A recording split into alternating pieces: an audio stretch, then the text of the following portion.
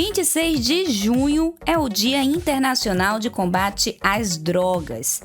A data, criada pela Organização das Nações Unidas, reforça a importância de ações globais para enfrentar o abuso e o tráfico ilícito de drogas. Para falar sobre este assunto tão importante, eu convido agora a doutora Maria Vaulian, ela que é médica atuante do CAPS 2. Doutora, seja bem-vinda. Muito obrigada pelo convite. Eu sempre costumo dizer que quando a gente tem a oportunidade de falar de saúde mental, é sempre um prazer para mim falar sobre esse tema. Ai, que coisa boa, então, receber a senhora hoje aqui. E já para começar o nosso bate-papo, eu gostaria já de saber sobre a importância de ter datas como essa para alertar e trazer assuntos como esse para a população. Isso, como eu tinha te referido anteriormente, a gente estava conversando sobre isso, as datas elas vêm justamente para que as situações, seja ela qual for, elas não se tornem algo cotidiano. Então, a gente tem datas, a gente tem Setembro Amarelo, a gente tem esse nosso Dia Internacional, né, de luta, de combate, que a gente vai explicar como é que isso está sendo feito, como é que isso está sendo combatido e como a sociedade pode estar contribuindo, né, juntamente conosco para esse combate. Doutora, o que causa um vício? Como é que uma pessoa se torna dependente química? Existem vários fatores, né? Existe um fator genético, existem algumas pessoas que têm tendência a ter, né, a dependência. Existem fatores sociais, algumas vezes por uma questão, vamos dizer, do adolescente, se uma situação de violência, onde ele não consegue lidar emocionalmente com isso, a droga acaba sendo aquele momento onde ele consegue relaxar, às vezes um momento recreativo. Então, existem várias portas de acesso para o vício, para a dependência química em si. Mas existe algum processo no organismo mesmo que gera essa dependência? Sim, existem pessoas que são mais propícias a ficar dependente não só de droga, mas de tudo, de modo geral, de jogo ou de qualquer coisa que possa dar para ela dopamina em si. A gente costuma dizer que a pessoa, quando tem o vício, ela tem uma tendência a realmente ter essa necessidade excessiva de dopamina. E como é que a população, na sua visão, pode olhar com mais carinho para essas pessoas? A partir do momento que você entende que a pessoa que está com uma dependência química, ela está doente, né? Foi causado uma neuroplasticidade de uma forma negativa, né? Naquela pessoa, o cuidado ele vai ser diferenciado, o teu olhar vai ser diferenciado, né? Assim como eu estava referindo anteriormente. Quando se trata de saúde mental, parece que as coisas são muito mais falta de vontade, né? A pessoa está com depressão porque ela não tem vontade, a pessoa é dependente química porque ela não. A dependência química, ela é uma doença que tem que ser tratada. E ela tem uma equipe multidisciplinar que vai trabalhar em cima desse paciente. Perfeito. Como identificar que a pessoa está dependente? De repente, uma mãe identificar que o filho está dependente. Tem como observar algumas características, ou até mesmo a própria pessoa falar, não, isso aí é normal. Quando eu quiser, eu consigo, né? Não usar. Como essa pessoa pode identificar que, opa, já estou passando ali do comum, do normal. Do limite, né? A dependência química em si, inclusive, tem pessoas que utilizam maconha, utilizam outras drogas que elas não são consideradas dependentes, né? Então, a dependência em si, ela vem quando aquilo vai afetar diretamente a vida da pessoa. Ela começa a ter comportamentos que levam ela a ter transtorno na vida dela. Ela começa a não ir trabalhar. Vamos falar de álcool, por exemplo, né, que é uma coisa muito frequente. Ela não bebe só no final de semana, né? Tem alguns artigos que falam que se você consumir 3 latinhas, né, já sábado e domingo você já é considerado, se você não conseguir ficar sem aquela substância. Não. Vamos dizer, para me divertir, eu só consigo me divertir se eu utilizar algumas vezes o álcool. Então, o álcool ele é uma porta de entrada, eu preciso dele. né? E principalmente quando ele está relacionado às suas emoções. Eu tomo álcool para me poder esquecer a minha tristeza. Eu tomo álcool para me poder lidar com determinadas situações. Eu não consigo enfrentar determinadas situações se algumas vezes eu não uso aquela substância. A outra coisa é quando essa substância começa a te prejudicar no teu dia a dia. Você toma álcool, você fica bêbado, porque não é um consumo de álcool de uma forma controlada. Eu tomei 3 garrafas, 6, eu não vou dirigir, porque eu tenho consciência que eu não tenho que dirigir.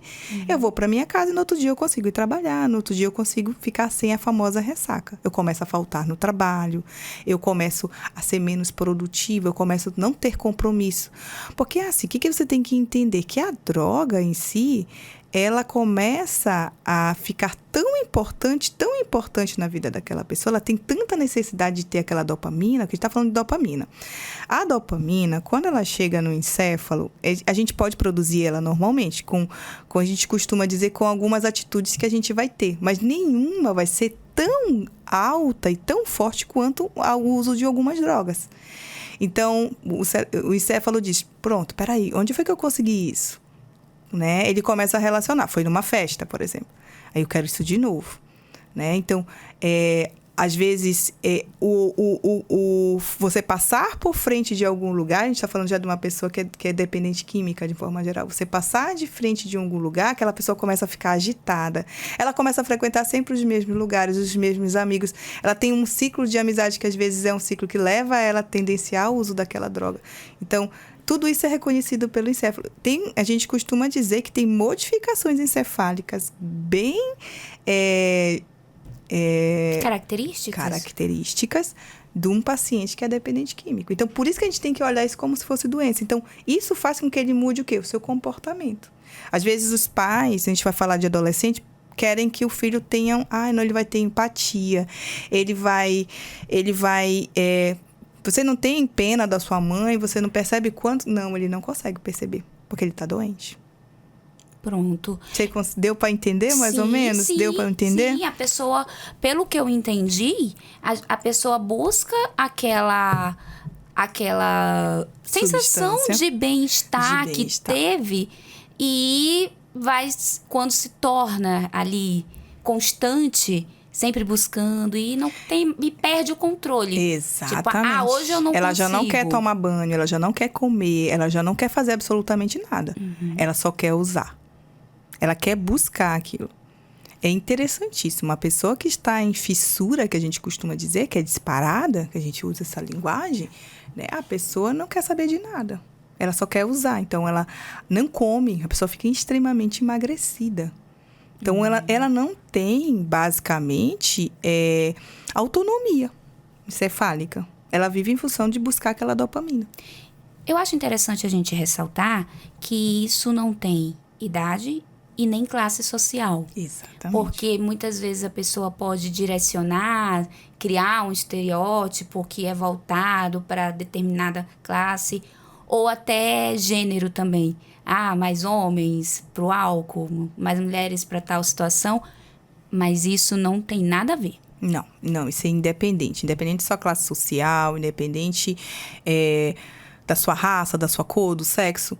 Se você não se percebeu alguém que tiver, né, com o seu contexto mais próximo da sua rede social, não perceber que você está entrando, porque é um processo que vai crescendo. Você tem um primeiro contato, ela vai dizer, opa, isso aqui é gostoso, gostei. Onde é que eu consigo isso? Aí ele vai ter um segundo contato. E o interessante é que quanto mais você vai utilizando, a dependência vai aumentando. Às vezes também por causa da tolerância. Uma pessoa que não bebe, eu vou sempre levar pro álcool, porque o álcool é algo que a gente tem mais cotidiano na nossa vida. Uma pessoa que não bebe, ela toma uma latinha, ela fica bêbada às vezes, né? E aí ela vai tomando mais, ela vai tomando mais, ela vai tomando mais, ela vai tomando mais, porque a tolerância dela vai diminuindo. O corpo vai criando uma resistência. Exatamente. É a dopamina. Ela vai, né? É uma das substâncias que vai aumentando, né? É uma dos neurotransmissores que aumenta e que é mobilizado. Tem vários, né? Não são só a dopamina. E, doutora, como é que é o processo para a pessoa deixar de ser dependente? É um processo demorado? Depende do grau. Existe grau. Claro, se a gente tem uma pessoa que a família percebeu que ele provou uma vez, Mas eu já rapidamente mudei ele daquele ambiente, ele não teve mais contato. Tem pessoas que têm contato com maconha, com outros tipos de droga que não ficam dependentes. Apenas uma vez, apenas 2 vezes. Ou utilizam uma ou outra vez numa festa ou algo assim. Entendeu? Mas quanto mais problemas sociais aquela pessoa tem, mais tendência ela tem de buscar a droga como uma forma de alívio. Entendeu? Então, existe sim adolescentes que provam. Uma vez a mãe percebeu uma mudança de comportamento, tirou ele daquele ambiente, levou ele para o psiquiatra, para o psicólogo, do CAPS 3, por uma ajuda de pessoas especializadas, né? E ele conseguiu sair.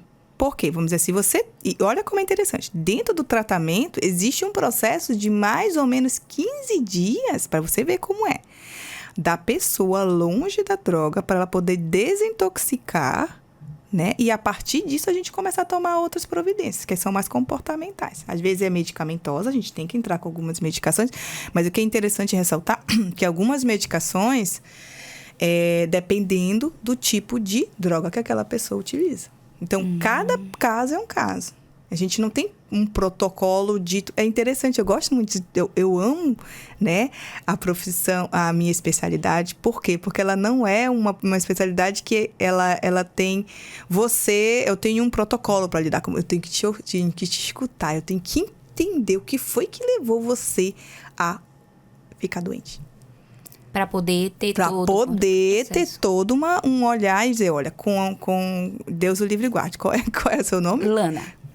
A Lana, eu vou agir dessa forma. O Paulo, eu vou agir daquele jeito. A Carla, eu vou agir daquele jeito. Porque todo um contexto tem que ser analisado. Então, eu não posso te dizer assim, olha, o trabalho vai ser esse, o trabalho vai ser aquele outro. Depende de cada situação, de cada... de que momento aquela pessoa é trazida para mim poder cuidar. É por isso que muitas pessoas dizem que o primeiro passo é o próprio dependente buscar ajuda, entender que precisa da ajuda. Se ele não tiver, como é que é isso? Ou isso é um mito? Ele tem que querer. Só que existe um momento, né, dele que ele não tem esse querer totalmente bem firmado. Porque algumas vezes as pessoas se disparam dentro do processo, né, do uso da droga. Elas vendem tudo, elas perdem família. É quando elas já estão no zero que elas se dão conta que realmente já não dá para seguir. E elas querem ajuda, né? Mas sim, as redes de apoio, elas podem sim dar suporte. Isso não, porque às vezes a gente diz, não, o paciente tem que querer. Mas ele precisa da rede de apoio para estar mostrando também o caminho. Não é que você vai deixar a pessoa lá sofrendo sem dizer, olha, eu tô aqui, o que eu posso fazer por você? Eu posso te acompanhar na consulta, né? E existe as famosas recaídas, né? Você me perguntou se existe ex-dependente químico, né? A gente costuma dizer que não. Ele sempre vai ter que estar tratando, algo levou ele a ser dependente químico. Né? Pode, de repente, ter um gatilho. Pode ter recaídas, pode. Então, é um estado que ele tem que estar sempre vigilante. Porque como o encéfalo dele entende que aquilo ali é uma forma de aliviar as dores dele. Que aquilo ali é uma forma dele ter um prazer mais rápido. Quem não quer? Quem não quer ficar rico do dia? Vamos jogar isso pro nosso dia a dia. Quem não quer ficar rico? Quem não quer ficar milionário? Que era o que a gente estava falando, que a mesma... situação que causa o vício das drogas também pode causar vício dos jogos. É o mesmo mecanismo, né? Quem não quer? Que a gente está falando de dopamina, a gente está falando de felicidade, está falando de extremo bem-estar, de adrenalina, de força, de vontade, né? Que é o que que esses neurotransmissores acabam te dando. Não só a dopamina, mas como eu falei, como outros. E quem não quer na vida algo mais fácil?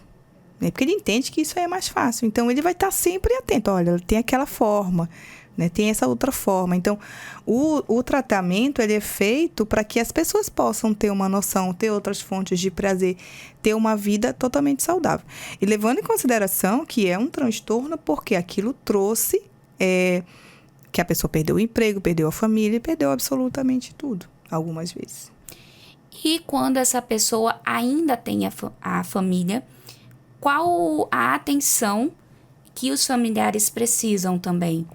E qual a orientação que a senhora deixa, né, para uma mãe que tem um filho ou que tem um esposo, né, uma mulher que tem um esposo, enfim. Qual cuidado que a pessoa que tem essa ligação direta com o dependente químico Precisa. Cuidar sem julgar, né? O cuidado sem julgamento é interessante. Entender que ela está doente e que ela está num processo. Algumas vezes esse processo tem recaídas, né? Às vezes ela nega todo o processo. Todo mundo, quando entra no processo de luto, seja ele por perda de alguém, perda de um relacionamento, ou simplesmente perda de algo que eu construí. Ninguém quer ver um filho dependente químico. Então, você constrói mentalmente para ele um ideal. E quando você sai desse ideal, que ele não é aquilo que você construiu na sua mente, você entra em luto. Então, ela também precisa entender que, às vezes, também ela precisa se ajudar. Às vezes, ela precisa fazer um processo de... como é que eu digo? Um processo de psicoterapia, de autoajuda, de modo geral. Ela também precisa de cuidado, melhor dizendo. Ela também precisa de cuidado. Ela estando bem, ela pode cuidar da outra pessoa. Seria basicamente isso. Isso, você falou tudo. Ela também precisa de cuidado. Ela também precisa de cuidado psicológico. Às vezes vai precisar de uma medicação. Às vezes aquela situação ela não consegue lidar. Então eu acho que ela também precisa de cuidado. Porque é para ela poder, como você mesmo disse, para que ela possa só cuidar do outro com qualidade, ela também precisa estar bem. Doutora, nesse processo todo, aqui em Boa Vista, o CAPS pode auxiliar. Isso, o CAPS 3 é porta aberta, né? Mas as UBS também podem auxiliar. O importante é a pessoa chegar e dizer, porque ali vão poder te guiar como é que vai ser esse cuidado. A gente tem acho que casas terapêuticas também, que são ligadas a algumas igrejas. Então, como eu falei, cada caso é um caso. Será que aquele adolescente, aquele adulto, ou aquele senhor vai ser preciso ser retirado por 15 dias de ser internado para depois fazer a desintoxicação, para depois começar o outro processo? Então, tudo é analisado. Maria, eu vou aonde? Vai perto da tua casa. Vai com o teu médico da família, conta para ele, tá ficando ruim, eu tô faltando o meu trabalho, eu não consigo mais ficar. Quando vai chegando a hora de eu usar, eu fico agitado, eu já começo a perceber que eu já tô ficando dependente disso. O tempo todo o encéfalo vai ficar pedindo aquilo. Perfeito.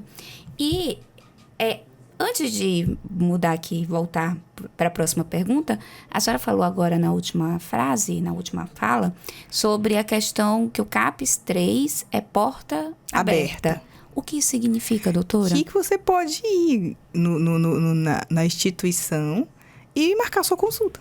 É só chegar e ser atendido. As instituições CAPS, mas assim, o CAPS 3, ele é o voltado para álcool e drogas. Eles são especialistas nisso. Então, eles têm uma equipe multidisciplinar que sabem lidar com esses casos, né? Eu sempre costumo dizer, uma pessoa que é dependente química, ela não usa uma dose da medicação como uma pessoa que não é. Então, lá eles são especialistas nisso. Pois, olha só, eu vou falar para a senhora que eu pensava que as unidades era para atender por regiões, não por necessidades ou demandas. Isso, o CAPS 2 o CAPS 2, né, e o CAPS 3, eles são por regiões. O CAPS 3 AD, de álcool e drogas, entendeu? São 3 CAPS, existe o CAPS 2 e o CAPS 3. O CAPS 2 e o CAPS 3, eles atendem por região e eles atendem transtornos mentais que não estão relacionados com dependência química, nem álcool nem drogas, exceto o jogo. O jogo ele pode ser atendido em qualquer unidade, qualquer uma dessas unidades a que ele atender primeiro. O CAPS 3 AD, ele é especialista em álcool e drogas. Olha aí, gente. Anotaram? Pronto. Uma curiosidade, uma informação muito importante que eu acredito que, assim como eu, muitas pessoas também têm essa dúvida. E a gente reforça também que esse acolhimento pode ser feito nas unidades básicas de atendimento, que tem um horário específico que as psicólogas, os psicólogos fazem esse acolhimento das pessoas e fazem toda a orientação. Também tem isso, né? Tem. A gente tem nas unidades básicas de saúde psicólogos, né? Mas assim, Maria, eu vou ter que esperar ir com uma vaga com... Não, você pode falar com o seu médico da família. Ele vai poder te orientar. A porta de entrada, eu sempre costumo dizer, é muito mais fácil você ir no seu bairro e conversar com o seu médico, você tem mais confiança. Às vezes você conhece o médico da família, ele tem 5, 6 anos. Então você tem mais confiança de falar que naquele momento da sua vida você está vivendo aquela fase que você necessita de orientações, de ajuda. E aí ele vai poder te dar uma orientação da onde você vai procurar. Olha, você já está nesse nível, então eu vou te encaminhar para o CAPS AD. E aí você já fica com o seu encaminhamento. Não, Maria, eu não quero que ninguém do meu bairro saiba. Então, acho que eu vou direto lá no CAPS 3 AD, né? Então, já ir diretamente no CAPS 3 AD. Perfeito. Eu vi aqui que vocês também, olha só, fazem oficinas terapêuticas e tem todo o suporte às famílias. E, além disso, tem realizado ações de conscientização em comunidades e instituições. Um exemplo bem recente foi a palestra promovida na cadeia pública feminina. Fui eu que fui dar essa palestra. Abordando os impactos, né, do uso abusivo de substâncias e apresentando os serviços de apoio disponíveis gratuitamente à população. A senhora ministrou a palestra. Relata pra gente como é que foi essa experiência, o que a senhora destacou na palestra. A gente sempre fala, primeiro, o prejuízo de que isso vai trazer, né?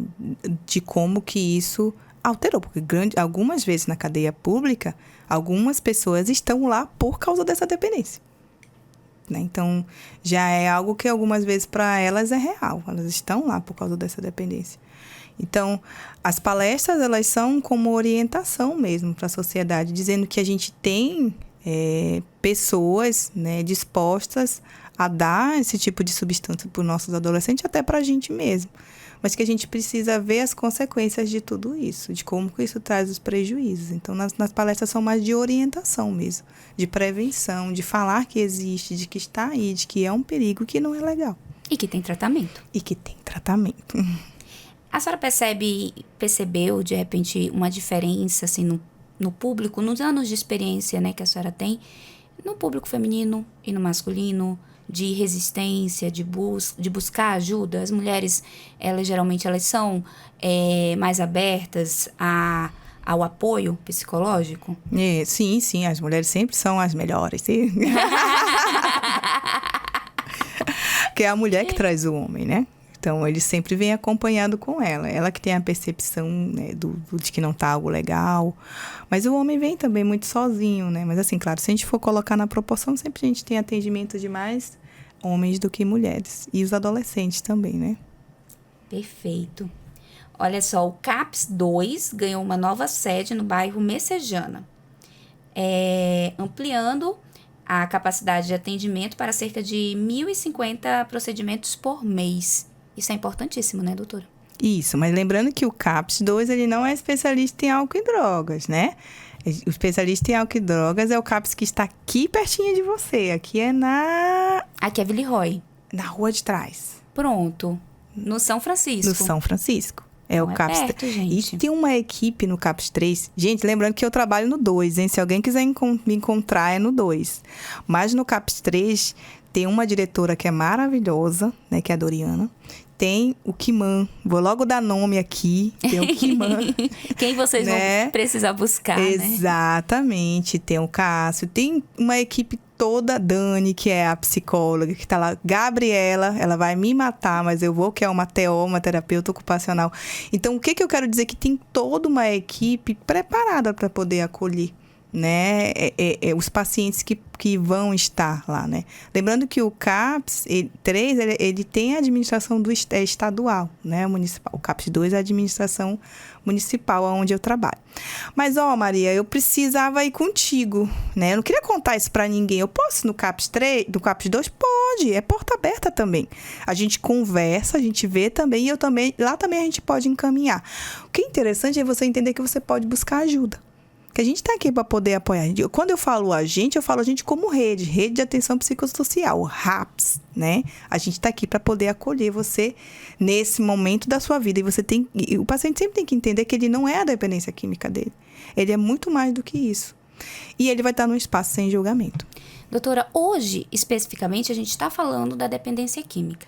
Mas eu gostaria agora de abrir ali um parêntese na nossa conversa sobre a questão do preconceito que as pessoas têm sobre o CAPS, né? Que muitas vezes as pessoas não buscam acolhimento justamente com medo de ser julgado, de ser visto, entrando no CAPS. Então, eu gostaria que a senhora deixasse uma fala agora para meio que quebrar esse tabu que as pessoas têm, esse preconceito que as pessoas possuem do CAPS em si. Isso, assim. E CAPS virou meme, né? Tá aí nos TikTok de todo mundo. E o CAPS ficou muito conhecido. E é exatamente isso, né? Eu costumo dizer que o CAPS tá para todo mundo. Porque quem nunca na vida teve um desequilíbrio emocional? É algo que aconteceu que você realmente não soube lidar. Então, às vezes, como você mesmo disse, é muito com o que a loucura está relacionada. Historicamente, as pessoas eram colocadas no manicômio como uma punição.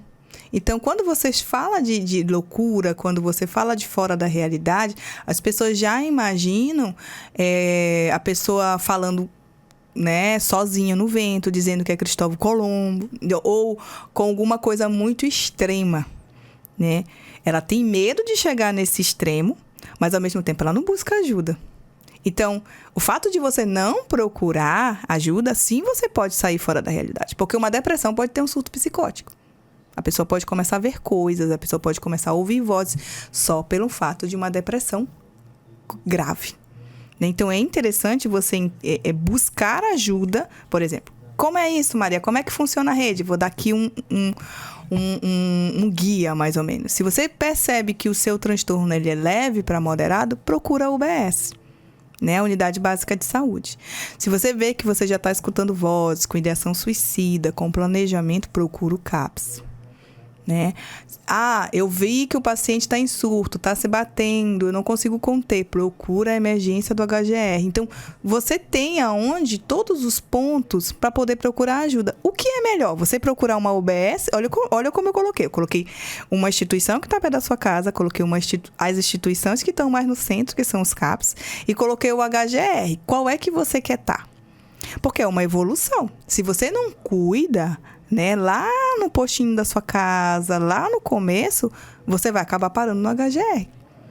E voltando agora para outra questão, que é a questão da depressão, ansiedade, muitas pessoas eu já ouvi relatos de pessoas que chegam no HGR dizendo que estão passando mal e os médicos identificam que é uma crise de pânico, uma crise de ansiedade. Enfim, então é um processo de se conhecer, estar ali sempre atento aos sinais que o corpo dá. Exatamente. Pra não parar lá no HGR. E principalmente buscar ajuda, porque às vezes você pensa que dá conta. Porque como vem crise, você passa 2, 3 dias... Aquela coisa da respiração que você fala com as pessoas, está cortando, com o pensamento acelerado, com insônia, depois você volta a regular de novo e aquilo vai aumentando até chegar um momento que você já não dá conta de lidar com aquilo. Aí você vai ter que tomar medicação. Então, é você estar atento ao seu corpo, é você estar atento a você mesmo. Então, sempre tratar no começo. E não deixar o preconceito, não deixar você buscar ajuda. Por exemplo, se eu tenho que ir ao CAPS, né? É uma instituição que vai te acolher, mas não significa que você vai ficar no CAPS. Olha que interessante. Existe uma equipe que vai estar dizendo, olha, ainda não é CAPS. Você pode ser tratado na Unidade Básica de Saúde, mas pelo menos você vai receber uma orientação. Perfeito, olha aí, gente.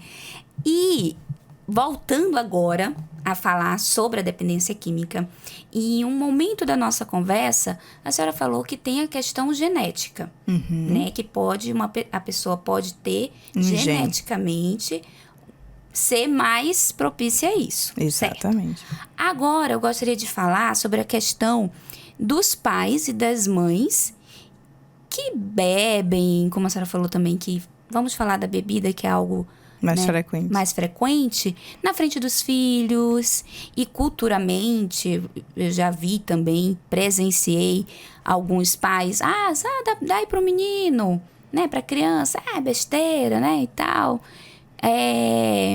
Enfim, o que eu quero com isso? Saber se o exemplo pode trazer para a criança, já ali, desde mesmo dos primeiros anos de vida, uma realidade que pode levar ele a uma dependência. Sim, vamos falar do cigarro. Como ter cuidado com isso? Vamos lá, vamos falar do cigarro. Tem muita gente que começou a fumar por moda e tem um câncer de pulmão. Tem muita gente que começou a fumar porque os amigos fumaram, porque eu via meu pai fumar. Sim, isso tem uma influência muito grande. Imagina você dar algo para uma criança, que é uma substância que tem vários compostos que levam à dependência. Então, ela já vai ter um primeiro contato. O encéfalo dela não está nem preparado para receber aquilo. Então, é muito interessante você ver o que você está dando. Eu até brinco assim, você vai dar para o seu filho tomar conscientemente, você vai dar para ele tomar um veneno, por exemplo? Porque não deixa de ser algo que você vai estar estimulando ele. E aquele encéfalo que é pura esponja, receber um estímulo grande daquele é terrível. Né? Quais são as mudanças que acontecem no cérebro quando a pessoa consome bebida alcoólica? Ela primeiro tem um sistema de euforia, né? O encéfalo, ele leva ela a ter um sistema de euforia, ela vai... Vou te dar um exemplo básico, o próprio depressivo, né? Ele começa a liberar muitos neurotransmissores, dopamina, noradrenalina, serotonina. Então, é uma descarga para que ela possa realmente ter aquela sensação de satisfação. Porque são esses neurotransmissores e hormônios que nos dão essa satisfação no primeiro momento, né? E aí, posteriormente, existem outros processos que, quando você não para, ele vai te dando... é como se ele fosse intoxicando, inchando o encéfalo, né? E quando ele vai ficando mais lento. Por isso que você tem aquela sonolência, por isso que algumas vezes você não lembra de nada, porque você vai realmente intoxicando o teu encéfalo a ponto dele não saber mais quem é quem. Ele não consegue metabolizar, você acabou deixando ele confuso. Tem pessoas que bebem no outro dia, elas não lembram de nada do que fazem. Ou seja, ele chegou ao ápice de uma intoxicação de várias substâncias que ele não deu conta de metabolizar. Então, é basicamente isso que acontece de uma forma que o público em geral possa entender sem tantas linguagens técnicas. Perfeito. Agora, a gente já caminhando para o final da nossa conversa, do nosso bate-papo, eu gostaria de perguntar, diante de tantos assuntos que a gente abordou dentro do nosso assunto principal, algo mais que a senhora gostaria de ressaltar?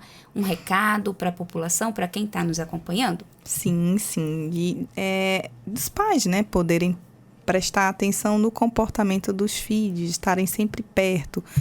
Existem várias pessoas que, não, eu não posso ser amigo do meu filho, eu não posso ser isso, eu não posso ser aquilo, eu sempre tenho que ter aquela postura de autoridade. Isso te leva muitas vezes a você ficar longe, sem ter a percepção do que realmente está acontecendo. E isso voltado para a adolescência, já que é um dos nossos principais focos com a campanha, né? Então, é poder estar perto dele, para poder saber. Eu acho que é algo bem interessante um filho chegar para o pai e dizer assim, pai, provei maconha. Né? E o pai não poder ficar, meu Deus, eu vou te matar, eu vou te julgar. Lembra que você falou acolher sem julgar? Sim. Entender que, às vezes, ele não tem maturidade para aquilo. E, de modo geral, estar mais perto dele para poder ouvir. Né? Para a população geral, falar para ela que a dependência química em si, ela é uma doença e que ela precisa ser tratada. E que tem tratamento e que tem instituições que são voltadas para isso.